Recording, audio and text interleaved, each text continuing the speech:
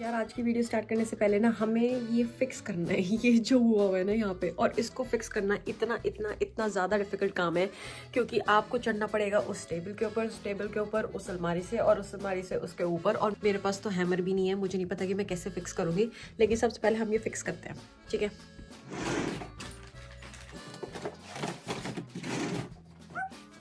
ये दो चीज़ मिली है मेरे को क्योंकि, बट अब मेरे को चाहिए मेरे पास, क्योंकि मेरे पास हथौड़ा नहीं है, हम काम चलाएंगे इससे। I think it will be fine, right? I think so.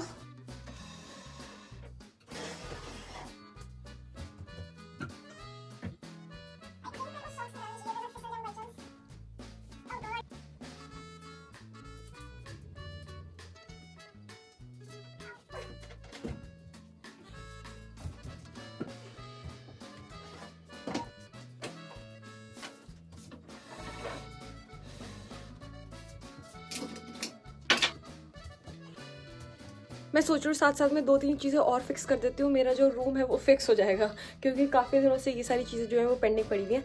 Let's do this as well.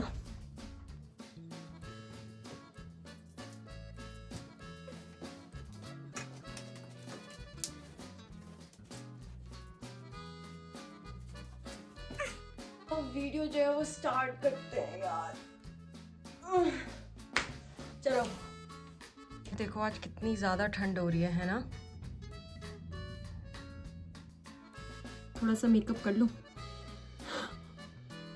Anyways, आप बैठिए यहाँ पे, आप मेरे को देखिए ज़रा, ठीक है? इस पे बैठ के वीडियो बनाती हूँ मैं। आज मैं आपको दिखा रही हूँ कि मैं वीडियो कैसे बनाती हूँ। इसको मैं रखती हूँ नीचे ताकि मैं इसको अपने लैपटॉप के लिए यूज़ कर सकूँ, और ये इधर इसको हम यूज़ करेंगे लैपटॉप के लिए। Yes, hi. आई होप कि आज का इंट्रोडक्शन आपको मिल ही गया होगा, बट फिर भी मैं एक बार इंट्रोडक्शन तो hello beautiful people, welcome back to my channel. I hope you all are doing amazing. I am amazing too. आप देख ही सकते हो आज मैं कितने अच्छे मूड में हूँ। मैंने सब कुछ फिक्स कर लिया, मैं बहुत अच्छी हूँ। और आज हम बात करने वाले हैं बहुत सारी चीज़ों के बारे में। सबसे इंपॉर्टेंट बात यह है कि आप लोग मेरी जैकेट्स के पीछे क्यों पड़े हो? इतने सारे लोग हैं, उनको कुछ नहीं दिखता। मैं इतनी सारी इन्फॉर्मेशन बता रही हूँ, उनका ध्यान है जैकेट पे कि कहाँ से ली है जैकेट। ओह माय गॉड, इतनी सारी जैकेट क्यों है, कैसे है, क्या नहीं है। ये सारी जैकेट्स मैंने शीन से नहीं ली है। लोग कुछ किसी ने पूछा था मेरे से कि आपने ये सारी जैकेट शीन से ली है। First of all, outer jacket मेरे पास इतनी सारी क्यों है? फर्स्ट ऑफ ऑल ये है कि मेरे को कपड़े खरीदने का बहुत शौक है। सेकंड चीज़ ये है 8 से 9 महीने सर्दियाँ ही रहती हैं और आपको जो दिखता है वो बाहर से दिखता है, तो मेरे को ऐसा लगता है कि आउटर जैकेट होना बहुत ज़्यादा इंपॉर्टेंट है क्योंकि अंदर आपने कुछ भी पहन रखा हो, डजंट मैटर। अभी बाहर इतनी ज़्यादा 1 डिग्री टेम्परेचर हुआ है। अब 1 डिग्री टेम्परेचर के अंदर मैं बाहर जाऊंगी तो लोग क्या देखेंगे? सिर्फ मेरी जैकेट देखेंगे। इसीलिए आपका क्वेश्चन आंसर करने के लिए इसीलिए मेरे पास इतनी सारी जैकेट है। आई होप कि मेरा जो आंसर है वो सही होगा आपके लिए। फिर एक और चीज़ के ऊपर मैं डिस्कस करने वाली थी, मतलब कि उन लोगों को मैं पर्सनली नहीं जानती हूँ, ना वो मेरे को पर्सनली जानते हैं।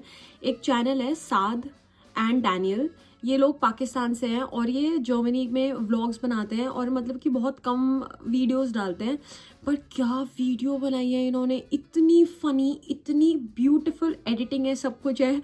उनको मैं ऐसे ही रैंडमली किसी का बता रही हूँ, मैं इसलिए बता रही हूँ कि मेरे को खुद इतना मज़ा आता है उनके व्लॉग्स देखने के लिए। मैं ऐसे रैंडमली मैंने कुछ देख रही थी मैं, तो उनका व्लॉग आ गया तो मैंने वो देखा। मैंने सोचा कि मैं आपके साथ भी शेयर करूँ, आप भी देख लो यार कि इतना अच्छा काम कर रहा है तो उसको देखना तो चाहिए। मैंने खुद उनके उस पर कमेंट किया और उन्होंने मेरे को बोला कि उन्होंने मेरी इंस्टाग्राम पे रील जो है वो भी देखी हुई है, तो उन्होंने मुझे भी बोला। मैंने कहा मेरी भी रील देखी हुई है, तो उन्होंने बोला हाँ। खुशी हो गई। ऐसे कोई आपको नॉर्मली जानता है, मतलब कि कोई कुत्ता भी नहीं जानता मेरे को यहाँ पे, उसके बाद कोई नॉर्मली ऐसे मेरे को जानता है तो अच्छा लगता है यार। ऐसा लगता है मेरे को कि मैं हूँ, मैं भी यहाँ एग्जिस्ट करती हूँ, यू नो। लोग जानते हैं मेरे को कि मैं महिमा छकारा नाम की कोई लड़की रहती है यहाँ पे। एनीवेज, बहुत सारी बकवास हो गई है और इसी बकवास की वजह से आप लोग मेरे को कंप्लेंट करते हो कि मेरी जो वीडियोस हैं वो इतनी ज़्यादा लंबी होती है, छोटी नहीं हो सकती। इसकी या तो मेरे को देखो, ये जो आगे वाले जो पार्ट है और जो पीछे वाले पार्ट है जो मैं फ़नी वो बनाती हूँ, वो मेरे को कट करने पड़ेंगे। ऊपर से मेरी हर बात को इतना डिटेल में बोलने की आदत है। मैं पर्सनल लाइफ में भी यही, अगर कोई भी आके मेरे से बात डिस्कस कर लो, अच्छा ऐसे बताओ, वैसे क्यों करना है, ये क्यों करना है, वो क्यों करना है, मैं उस चीज़ पे बारे में इतना ज़्यादा डिटेल के अंदर बात करती हूँ जब तक मेरे को एक एक चीज़ उसके बारे में पता ना चल जाए। तो इसी चक्कर में मेरी जो वीडियोज़ है ना वो छोटी नहीं हो पा रही हैं। बट मैं नेक्स्ट वीडियो से ट्राई करूँगी, ये वाली तो नहीं हो पाएगी, बट नेक्स्ट वीडियो से ट्राई करती हूँ, ठीक है। ओके, तो आज हम जिस टॉपिक के बारे में बात करने वाले हैं वो है स्पेयर कॉन्टो। स्पेयर कॉन्टो का मतलब होता है ब्लॉक्ड अकाउंट। आज मैं आपको इस वीडियो के अंदर बताने वाली हूँ कि हम कब ब्लॉक्ड अकाउंट खोलते हैं, क्यों खोलते हैं, कितने पैसे लगते हैं, कितने एडिशनल पैसे हमें देने होते हैं, जो भी प्रोसेसिंग फ़ीस होती है वो सारी चीज़ें, अगर हमें उसको एक्सटेंड करवाना है तो कैसे हो सकता है, मंथली कितने पैसे मिलते हैं, किस तरीके से एक्टिवेट होता है अकाउंट, और उसको क्लोज़ कैसे करवा सकते हैं, और जब वो क्लोज़ होता है तो फिर कैसे होता है और क्या मिलता है उससे। तो मैं आज ये सारी चीज़ें, जितने भी टॉपिक्स हैं स्पेयर कॉन्टो से रिलेटेड, वो मैं सारी चीज़ें कवर करने वाली हूँ। तो सबसे पहले हम बात करेंगे कि स्पेयर कॉन्टो होता क्या है and why do we need it. तो बेसिकली स्पेयर कॉन्टो का मतलब होता है ब्लॉक्ड अकाउंट। एक ऐसा ब्लॉक्ड अकाउंट जिसके अंदर आप अपने जो पैसे हैं वो फ्रीज करवा देते हो। इनिशियली आप उनको एक बिग सम देते हो फ्रीज करने के लिए, जो कि एंड पूरे 1 साल के लिए होता है। वो तब तक नहीं खुल सकता जब तक आप उसको एक्टिवेट नहीं कराते, और एक बार आप उसको एक्टिवेट करा लेते हो उसके बाद में आपको मंथली पैसे मिलते हैं। वो बेसिकली ये प्रूव करने के लिए होता है अथॉरिटीज़ को कि आप यहाँ पे सरवाइव कर सकते हो, और आपके पास सरवाइव करने के लिए मंथली पैसे होंगे, क्योंकि वो आपको रिस्ट्रिक्ट कर देते हैं। आपको मंथली जितने पैसे अलाउड है, जो कि अभी 992 यूरोज़ हैं, उतने ही आपको वो मंथली निकालने देंगे। तो ये उनको एक अश्योरिटी होती है कि यहाँ पे आप, ऐसा नहीं है कि यहाँ पे आप आके ब्रोक हो जाओगे या फिर आपके पास इनफ पैसे नहीं होंगे सर्वाइव करने के लिए। अगर आप EU से हो तो वहाँ पे फ़र्क नहीं पड़ता, क्योंकि EU में मेरे को ऐसा लगता है कि मोबिलिटी की वजह से कि अगर आपके पास पैसे नहीं है तो आप वापस जा सकते हो।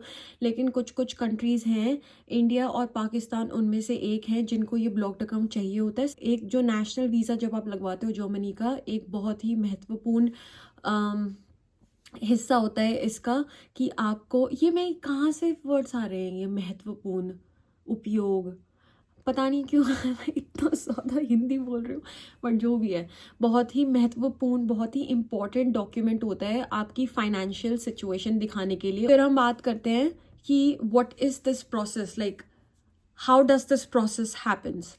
तो सबसे पहले आपको अथॉरिटी से, क्योंकि ये जो अमाउंट होता है ये बार बार चेंज होता है, तो सबसे पहले आपको अथॉरिटी से कंफर्म करना होगा। जो वीज़ा डॉक्यूमेंट्स हैं उसमें देख लेना, या फिर जो ऑफिशियल वेबसाइट्स है उस पर देख लेना जब भी आप आओगे, कि आपका करंट अमाउंट कितना चल रहा है। उसके अकॉर्डिंगली आपको वहाँ पे ऑनलाइन एप्लीकेशन देनी होती है। जिस भी सर्विस को आप यूज़ करते हो, जिस भी बैंक को आप यूज़ करते हो ये ब्लॉक्ड अकाउंट खोलने के लिए, उनको आपको एक ऑनलाइन एप्लीकेशन देनी होती है। ऑनलाइन एप्लीकेशन के बाद आप अपना अमाउंट जो है वो ट्रांसफ़र करते हो, उसके बाद वो उसको चेक करते हैं, फिर वो आपको कॉन्फर्मेशन देते हैं।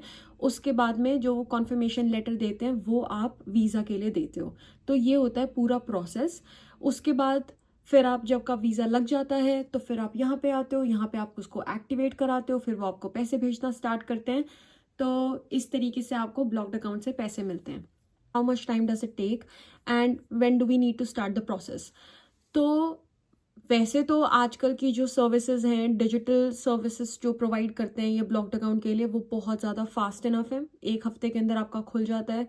बट मैं आपको फिर भी एडवाइस करूँगी कि आप 1 मंथ पहले करें, क्योंकि सबसे इम्पॉर्टेंट चीज़ ये है कि ये डॉक्यूमेंट अगर आपके पास नहीं होगा तो आप वीज़ा नहीं लगवा सकते।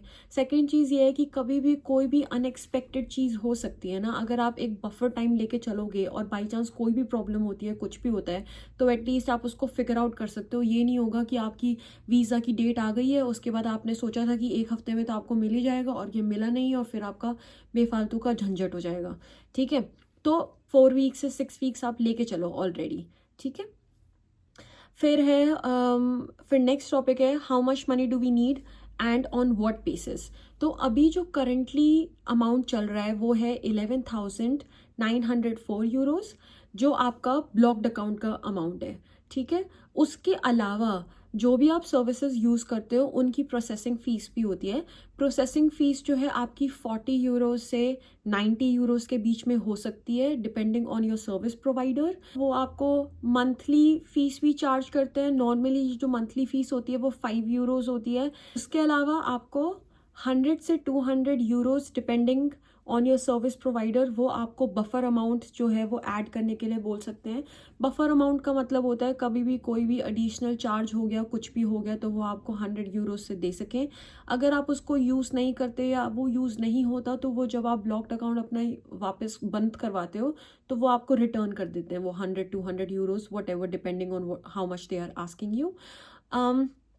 तो अगर आप एवरेज लगा के चलो तो बेसिकली जबकि अमाउंट 11,904 है, बट अगर आप एवरेज देखोगे तो आपका 12,150 यूरोज़ तक आप मान के चलो कि आपको सबमिट कराना है। ठीक है, अभी के अकॉर्डिंगली बता रही हूँ। अगर आप अगले साल आ रहे हो तो ये जो फ़ीस है ये चेंज होगी और उसके अलावा आप मतलब कि 200-300 यूरो एक्स्ट्रा लेके चलना।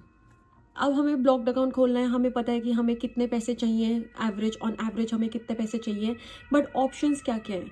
तो सबसे पहले अगर मैं आपको अपना ऑप्शन बताऊं जो मैंने यहाँ पे लिया था, वो मैंने लिया था डॉइचे बैंक। डॉइचे को इंग्लिश प्रोनाउंसिएशन क्या होती है, आई डोंट नो कि इंग्लिश प्रोनाउंसिएशन क्या होती है डॉइचे की, क्योंकि ये जो बैंक है ये हमारे पास इंडिया में भी है और मैं गुड़गांव से हूँ। तो गुड़गांव के अंदर इसकी जो ब्रांच थी तो मैंने इन पर्सन इनके साथ डील किया था क्योंकि इजी था सब कुछ इनके साथ प्रोसेस करना। लेकिन जुलाई 2022 से इन्होंने ये जो ऑफरिंग है वो बंद कर दी है डॉइचे बैंक के थ्रू। वो ब्लॉक्ड अकाउंट इंटरनेशनल स्टूडेंट्स के लिए नहीं खोलते हैं, तो अब इसका कोई मतलब नहीं है। सेकेंड चीज़ आती है कोटक महिंद्रा। कोटक महिंद्रा बैंक है वो भी आपके लिए ब्लॉक्ड अकाउंट खोलता है, बट मैं आपको एडवाइस नहीं करूँगी क्योंकि कोटक महिंद्रा बैंक जर्मनी के अंदर रजिस्टर्ड नहीं है। जिसका मतलब ये है कि आप, ऐसा नहीं है आपने बैंक के साथ में खोल लिया तो फिर हो गया, उसके बाद आप जर्मनी जब आते हो आपको वो सारा पैसा एनीवेज ट्रांसफ़र करना पड़ता है। तो फिर कोई फ़ायदा नहीं है ना वहाँ पे जाके खुलवाने का, अगर आपको वही चीज़ ट्रांसफ़र करनी है फिर से। तो कुछ लोग अगर खुलवाना चाहते हैं ठीक है, बट वो आपको खुद भी बताएंगे ये बात, क्योंकि मेरे पास कोटक महिंद्रा बैंक का भी बैंक अकाउंट था बट मैंने वहाँ से नहीं करवाया था। फिर ये तो हो गए वो बैंक्स जो इंडिया के अंदर एग्जिस्ट करते हैं और उनके थ्रू आप खोल सकते हो। फिर हम बात करते हैं इंटरमीडियरी सर्विस प्रोवाइडर की। इंटरमीडियरी सर्विस प्रोवाइडर का मतलब होता है कि ये क्लाइंट और बैंक के बीच में डील करते हैं। तो ये आपसे पैसे लेते हैं, आपको ब्लॉक्ड अकाउंट प्रोवाइड करवा के देते हैं और आपके बैंक को पैसे भेजते हैं जो कि आप हर महीने विड्रॉ करते हो। तो यहाँ पे बहुत सारे अच्छे अच्छे ऑप्शंस हैं। मैंने इनफैक्ट मेरे को एक्सटेंशन करवाना था यहाँ पे आने के बाद में, मेरा एक्सटेंशन हो नहीं पाया था डॉइचे बैंक से, तो मैंने एक्सपैट्रियो करके जो सर्विस है जिसके बारे में मैं अभी बात करूँगी, मैंने वो सर्विस खुद से ली थी। बहुत ही अच्छी सर्विस है, मैं खुद आपको रेकमेंड करूँगी। तो अब हम ऑप्शंस जो है वो एक्सप्लोर करते हैं सर्विस प्रोवाइडर की। बहुत सारे लोग इस चीज़ को यूज़ करते हैं, 90% ऑफ लोग जो है इन सर्विसेज को यूज़ करते हैं, तो ये बिल्कुल सेफ इनफ है, आपको टेंशन लेने की ज़रूरत नहीं है। फर्स्ट चीज़ है एक्सपैट्रियो। एक्सपैट्रियो जो है वाइडली इंटरनेशनल स्टूडेंट्स के थ्रू यूज़ करी जाती है और इसके अंदर सबसे अच्छी चीज़ ये है कि बहुत ही जल्दी आपका ब्लॉक्ड अकाउंट खुल जाता है। 24 आवर्स 48 आवर्स के अंदर वो आपके जो अपलोडेड डॉक्यूमेंट्स और एप्लीकेशन है उनको रिव्यू कर लेते हैं। 1 वीक के अंदर वो आपको कॉन्फर्मेशन दे देते हैं, आप बैंक ट्रांसफ़र कर देते हो। मतलब कि बहुत ही क्विक प्रोसेस है, मैक्सिमम बता रही हूँ 1.5 वीक्स के अंदर आपका खुल जाएगा ब्लॉक्ड अकाउंट। और इसके अंदर सबसे अच्छी इसके प्रोज ये भी हैं कि ये आपको हेल्थ इंश्योरेंस की सर्विस प्रोवाइड करता है। मतलब कि आप हेल्थ इंश्योरेंस जो है वो आप इनके थ्रू खोल सकते हो, जैसे कि टेक्निकर क्रांकन कासर ये प्रोवाइड करते हैं। ये एक गवर्नमेंट हेल्थ इंश्योरेंस है जो कि मेरे पास भी है, अकॉर्डिंग ये बेस्ट हेल्थ इंश्योरेंस है। बाकी इसके बारे में मैं बाद में बात करूँगी। आपका हेल्प करते हैं ये खुलवाने के लिए, तो आप एज अ पैकेज भी इनको ले सकते हो। और इसके अंदर एक और प्रो है कि जितनी भी जो इंटरमीडियरी सर्विस प्रोवाइडर होते हैं इनके लिए मेन चीज़ ये होती है कि आपको एक यहाँ पे आने के बाद बैंक अकाउंट भी खोलना होता है, करंट बैंक अकाउंट, जिसके अंदर ये आपको पैसे भेज सकें। तो ये जो लोग हैं ये आपको फ्री करंट बैंक अकाउंट का ऑप्शन देते हैं, आप बैंक चूज़ कर सकते हो, आप वहाँ पे जाके अपना बैंक अकाउंट खुलवा सकते हो। तो ये भी बहुत अच्छी चीज़ है, आपको ज़्यादा झमेले में पड़ने की ज़रूरत नहीं है, एक ही जगह पे सारा काम हो जाएगा। फिर इनकी जो आपसे ये बोलेंगे कि आपको ये 11,904 यूरोज़ जो भी रेट है वो तो आपको इनको डिपॉजिट करना ही होगा। उसके अलावा इनकी जो मंथली फ़ीस है जो ये आपको प्रोसेस करने के लेते हैं वो है 5 यूरोज़ पर मंथ। तो फिर आप लगा लो 60 यूरोज़ आपका इसके अंदर ऐसे हो गया। फिर आपसे ये 100 यूरोज़ बफर फीस भी लेते हैं जो ये आपको बाद में रिटर्न कर देते हैं। और इनकी जो प्रोसेसिंग फ़ीस है वो है 70 यूरोज़। ये वन टाइम फ़ीस है जो इनको आपको देनी पड़ती है आपका जो ये भी जितना भी सेटअप वेटअप करते हैं उस चीज़ के लिए। तो अब मैं बात करूँगी, इसके अलावा भी थोड़े बहुत ऑप्शंस हैं आपके पास, जैसे कि फिनटेबा। फिनटेबा के अंदर ये सारी चीज़ें आप फिनटेबा में भी कर सकते हो, बट वो आपको हेल्थ इंश्योरेंस प्रोवाइड नहीं करते, वो आपको करंट अकाउंट की कोई भी सर्विस प्रोवाइड नहीं करते, वो आपको सेपरेटली करना पड़ता है। जो इनकी मंथली फ़ीस होती है वो भी 4 यूरोज़ 90 सेंट्स है, तो 10 सेंट्स का फ़र्क आता है। नॉर्मली मतलब 5 यूरोज़ ही लगा लो, एक तरीके से 10 सेंट्स कम है। बाकी जो इनकी प्रोसेसिंग फ़ीस है वो 90 यूरोज़ है, 20 यूरोज़ एक्स्ट्रा है, एक्सपैट्रियस है। थर्ड ऑप्शन आता है आपके पास कोरेकल। कोरेकल जो है थोड़ी सी न्यू सर्विस है। इसके अंदर जो मंथली फ़ीस है वो ये कुछ चार्ज नहीं करते, ज़ीरो है। इसके बाद में इनकी जो प्रोसेसिंग फ़ीस है वो 60 यूरोज़ है जितनी एक्सपैट्रियो की है, बट अगेन ये करंट अकाउंट की सर्विस प्रोवाइड नहीं करते और ये आपको कोई हेल्थ इंश्योरेंस का पैकेज नहीं देते हैं। तो ये आपके कुछ ऑप्शंस हैं जो आप देख सकते हो। इसके अलावा दो ऐसे बैंक हैं जैसे कि पोस्ट बैंक एंड स्पारकासा। ये जर्मन बैंक अकाउंट है और ये जर्मनी के अंदर है। ये लोग भी आपको ब्लॉक्ड अकाउंट की सर्विस प्रोवाइड करते हैं, बट ये यहाँ पे आके खुलवाना ज़्यादा इजी है इंडिया से, क्योंकि इनकी जो सर्विस होती है उनके लिए आपको फ़ोन पे बात करनी पड़ती है के लिए। बाकी जो इनको डॉक्यूमेंट्स चाहिए होंगे वो आपको पोस्ट करवाने पड़ेंगे, ऑनलाइन डॉक्यूमेंट सबमिट नहीं कर सकते। तो इनके साथ ये सीन है, वरना अगर आप फिर भी चाहो तो आप कंसिडर कर सकते हो। मैंने आपको एक वाइड रेंज बता दी है जो नॉर्मली सर्विसेज या बैंक्स जो हैं जो हम ब्लॉक्ड अकाउंट के लिए यूज़ करते हैं।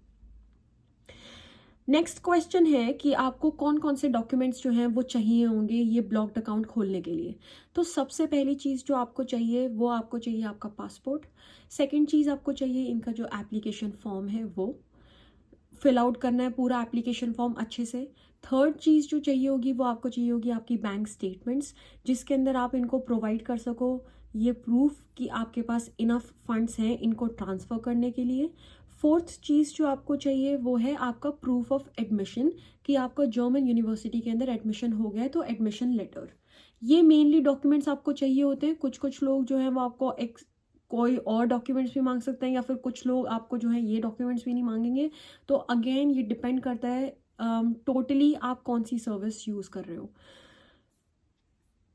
नेक्स्ट टॉपिक है कि जब आपको मतलब कि इसकी अगर आपने डॉक्यूमेंट सपोज सबमिट कर लिए उसके बाद में आपको कितने टाइम में आपको कॉन्फर्मेशन मिल जाती है।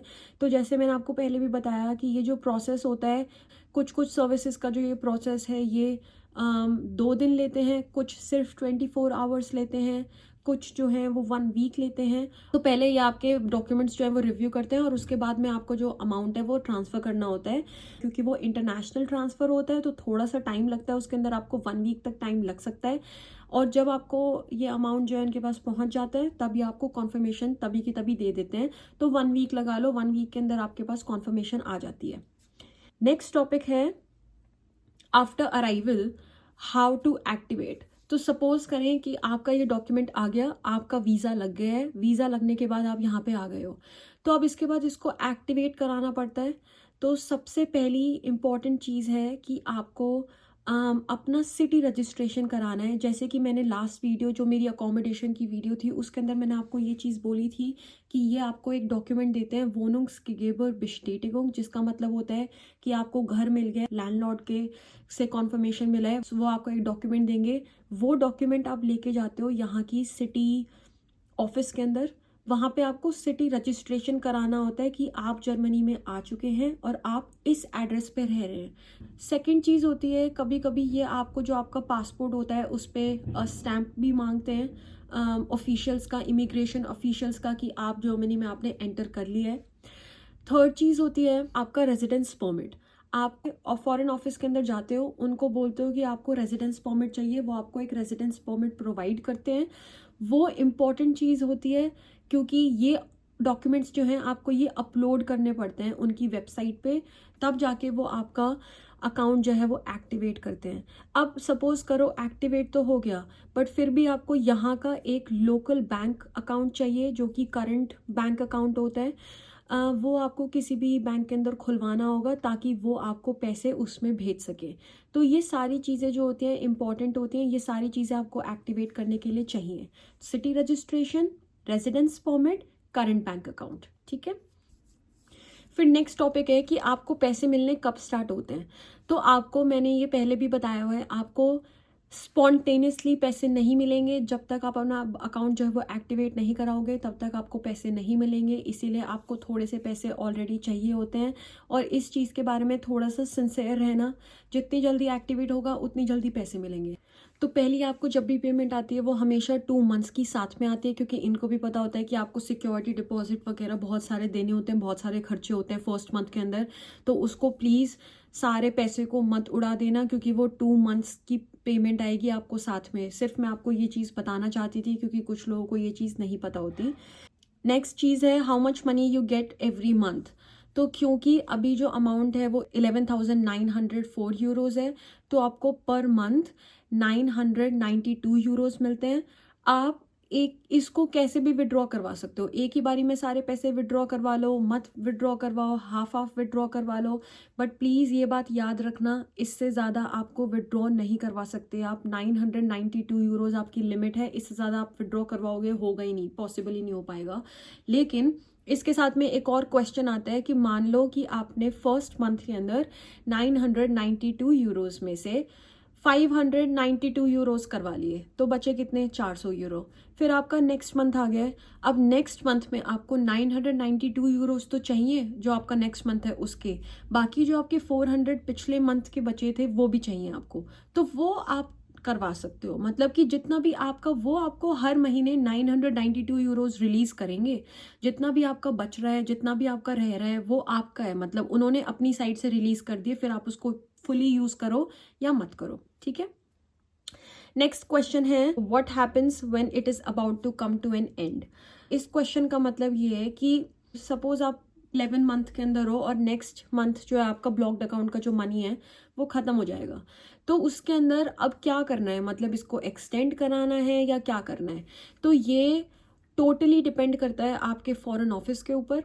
अगर आप अच्छी पार्ट टाइम करते हो, कहने का मतलब ये है कि अगर आपके पास एक मंथली अच्छी इनकम आ रही है और आपका वो बैंक स्टेटमेंट देखेंगे, अगर आपके बैंक के अंदर थोड़ी बहुत सेविंग्स बची हुई हैं 4-5 हज़ार यूरो, या फिर आप मंथली 932 यूरो से ज़्यादा कमा रहे हो, आपके पास आ रहा है तो, और लेजिटिमेट, ऐसा नहीं है इलीगल चीज़ों से आ रहा है, तो वो आपको ब्लॉक्ड अकाउंट बोलेंगे कि कोई बात नहीं, वो आपसे ब्लॉक्ड अकाउंट नहीं मांगेंगे।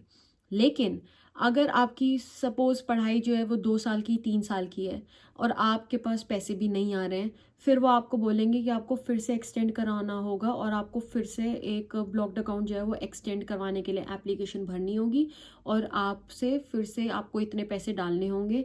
डिपेंड करता है जितने भी मंथ्स का बोलते हैं आपको डालना होगा। नॉर्मली वो आपसे 1 ईयर का मांगते ही हैं, तो सेविंग रखना अपने पास में। अपने जो बैंक अकाउंट है उसको लास्ट 3 मंथ्स में इतना अच्छा मेंटेन करके रखना। बेशक अपने दोस्तों से पैसे ले लो, सब लोग करते हैं, ये कोई बड़ी बात नहीं है। या फिर अपने घर वालों से पैसे ले लो, किसी भी तरीके से पैसे लो, या फिर आप बचा लो इतने पैसे, मतलब कि 6-7-8 हज़ार यूरोज़ अपने बैंक के अंदर रखो 3 महीने के लिए, और 3 महीने का जो बैंक स्टेटमेंट है उसको मेंटेन करके रखना, ताकि जब आप वापस जाओ आपको वो ना बोले ब्लॉक्ड अकाउंट खुलवाने के लिए, क्योंकि ये प्रेशर होता है यार, फिर से पैसे खुलवाना। मैंने 3 बार खुलवाया है, तो मेरे को पता है कि सारे आपके पैसे जो हैं एक ही बारी में ब्लॉक्ड हो जाते हैं। 992 यूरोज़ का मतलब क्या है, आप अगर एक अपनी फैमिली से भी ले रहे हो, किसी से भी ले रहे हो, फिर से ब्लॉक्ड अकाउंट के पैसे लेते हो, अच्छा थोड़ी ना लगता है। तो फिर मैं आपकी फीलिंग समझ पा रही हूँ, लेकिन इसके लिए प्लीज़ प्लीज़ प्लीज़ मेंटेन करके रखना अपना बैंक अकाउंट। और जब भी आप लोगों से पैसे लेते हो, चाहे वो आप 3 महीने पहले ही क्यों ना लो, उसको मतलब कि उसमें लिखना, उसमें मतलब कि डिस्क्रिप्शन में कुछ भी लिखना, क्रिसमस गिफ्ट ऐसे करके, कोई भी अच्छा सा वैलिड रीज़न, और अगर उनको हल्का सा भी शक हुआ कि आपने ये किसी और से पैसे लिए हैं या कुछ भी लिया है, तो फिर वो आपसे ब्लॉक्ड अकाउंट खुलवाएंगे, तो फिर उसमें आप कुछ नहीं कर पाओगे। नेक्स्ट क्वेश्चन आता है हमारे पास कि what to do in case of extension. तो एक्सटेंशन के अंदर आपको जो आपका सर्विस प्रोवाइडर होता है उसको आपको फिर से कांटेक्ट करना होता है। वो लोग आपसे फिर से एक स्मॉल अमाउंट ऑफ फीस जो है चार्ज करते हैं सेटअप के लिए आपका अकाउंट, और उसके अंदर फिर आपको डॉक्यूमेंट्स वगैरह जो है वो इतने ज़्यादा कुछ प्रोवाइड नहीं करने पड़ते, बस एप्लीकेशन दो, अमाउंट ट्रांसफ़र करो और आपका एक्सटेंशन हो जाता है। एक्सटेंशन इनिशियली अगर आप इंडिया से यहाँ पे आ रहे हो तो वो आपको बेशक आपका 2 साल का हो या 3 साल का हो, नॉर्मली वो आपको बोलते हैं कि 1 साल के पैसे दिखाने हैं। कुछ कुछ केसेस में आपको वो 2 साल के पैसे भी दिखाने को बोल सकते हैं अगर आपका 2 साल का कोर्स है तो, लेकिन नॉर्मली वो आपको 1 साल का ही बोलते हैं। तो ये भी आप प्लीज़ वीज़ा ऑफिस से, अपने सर्विस प्रोवाइडर से, इन लोगों से चेक करना अच्छे से ऑलरेडी, ताकि आपके वीज़ा के अंदर बाद में जाके प्रॉब्लम ना आए। फिर लास्ट जो टॉपिक है वो यही है कि इसको क्लोज कैसे किया जाता है, और अगर आपकी पढ़ाई भी हो गई है और आपका ब्लॉक्ड अकाउंट जो है वो भी क्लोज हो रहा है तो उसको कैसे करते हैं हैंडल।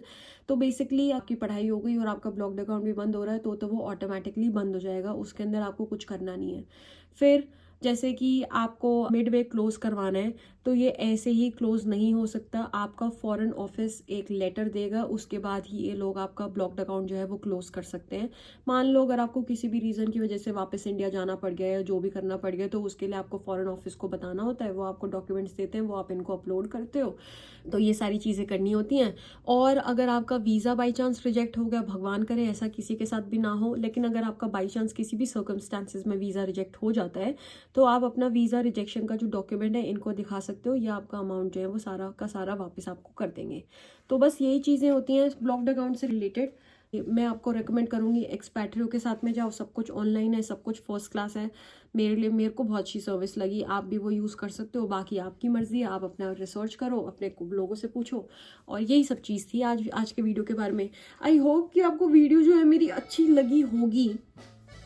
वैसे तो आपको मेरी सारी वीडियो अच्छी लगती हैं, पता नहीं क्या मेरे बोलने का तरीका इतना अच्छा है क्या नहीं है। हर वीडियो के अंदर बोलती हूँ मैं कि आप मेरे को बड़े प्यारे प्यारे लोग लगते हो, क्योंकि आप बातें इतनी अच्छी करते हो। कोई भी मेरे से अच्छी बात करेगा, मेरी तारीफ करेगा, तो मेरे को तो अच्छे लगोगे ही ना, है ना।